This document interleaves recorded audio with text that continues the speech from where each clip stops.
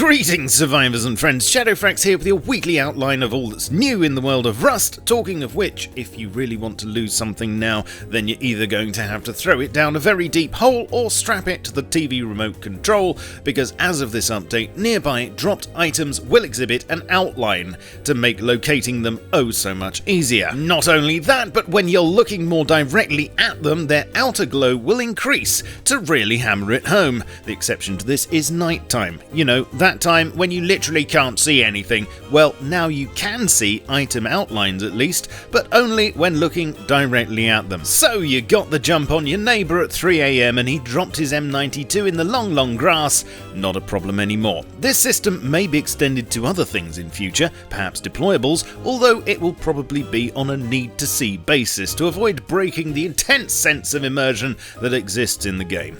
I have a confession to make, and it's under my hat. Yes, I'm a ginger. Well, sort of. I haven't got it as bad as some blood nuts, oh no. But yes, as of this update, you'll notice that hair colours are in, and most hues are indeed represented. So far, there's brunette, auburn, dark, ginger, and light, and because this is YouTube, you'll just have to take my word for it, but the carpet is the same upstairs as it is down. In the coming weeks, more variants will be added, but if you are the proud owner of a ginger crash helmet, then you can at least take solace in your ability to blend in seamlessly in a pile of pumpkins. A few fixes to weaponry now, and first of all, grenades are not only quicker to chuck, but also thrown at full velocity every time, so no more closing your eyes and holding down the button for as long as feels right. Stance recoil was introduced recently, as you may recall, and this meant that any pose other than crouching would incur an aim cone penalty. Well, this was toned down a tad in this update, and now a penalty will only come into effect if you're moving or after the first shot. Stance doesn't matter in this regard now, however, you will still receive a 50% reduction in recoil/screen bounce if crouched. You might be pleased to know that finally the Thompson aim cone was fixed this week, yay, and the recoil system for semi-autos was finalised and applied.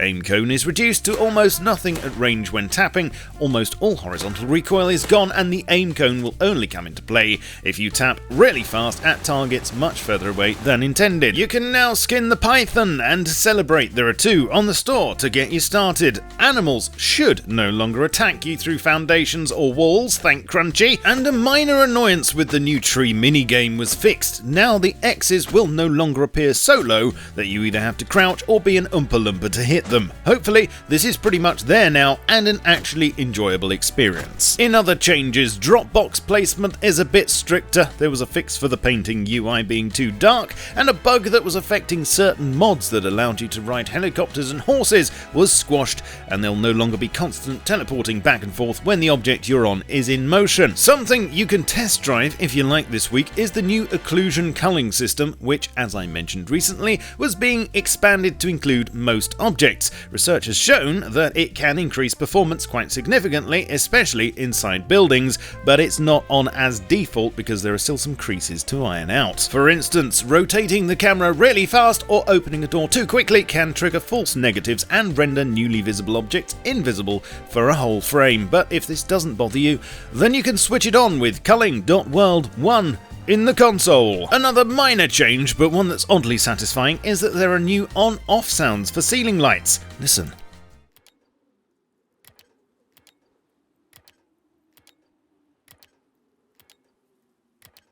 Quite addictive actually, lots more on-off sounds are in the works, and in addition a few footsteps and deployable placement noises were tweaked and changed. Over to works in progress now, and with the forced wipe coming up next week, you should expect a few world-changing changes.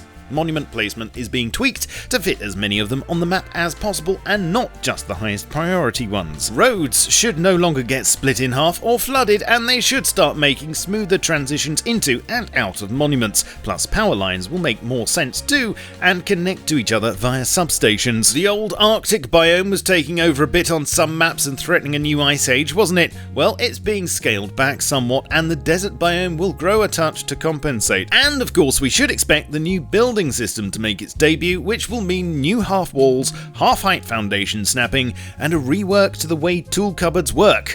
Full details on this next week. Along with adjustments to building, it looks like mining quarries will change significantly. According to recent commits, they will no longer be craftable, won't appear at warehouses, and will instead be their own static monument. There'll be only a few of them per server, and it will be possible to wall them off and compete for control of them. Here's a sneak peek of how they'll look in the meantime, and likewise I'll have more information for you next week. Work on Admire animations continues, and the plan is to get these in soon. The upper half of the craftable hazmat suit is almost out of the tailors, just the oxygen tank and related tubing to finish, and we should be ready for a fitting.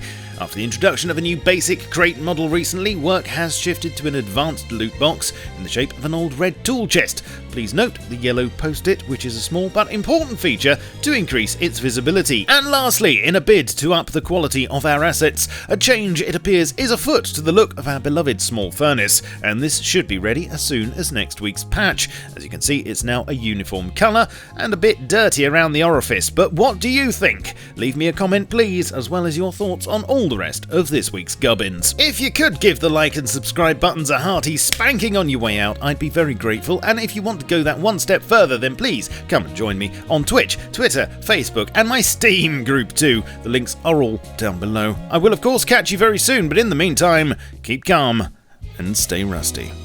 Cheerio.